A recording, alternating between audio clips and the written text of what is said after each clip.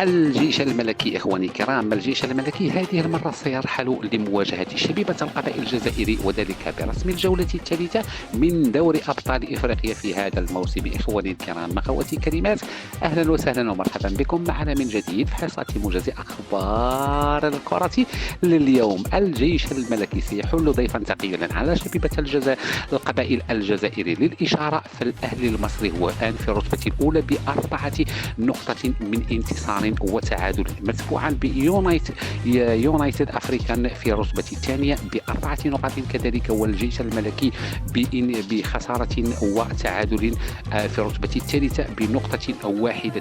في الرتبة الأخيرة هناك شبيبة القبائل الجزائري كذلك بنقطة واحدة. ليواجه الجيش الملكي شبيبة القبائل الجزائري في أمسية.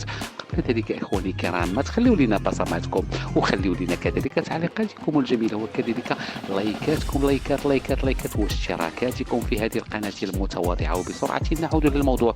إذن الجيش الملكي سيواجه شبيبة القبائل الجزائري في أمسية يوم السبت 24 من هذا الشهر ابتداء من الساعة 5 مساء، وتنقل المقابلة بعيون البين سبور إكسترا 5. لم يبقى لي إلا أن أشكركم على وفائكم. إلى اللقاء.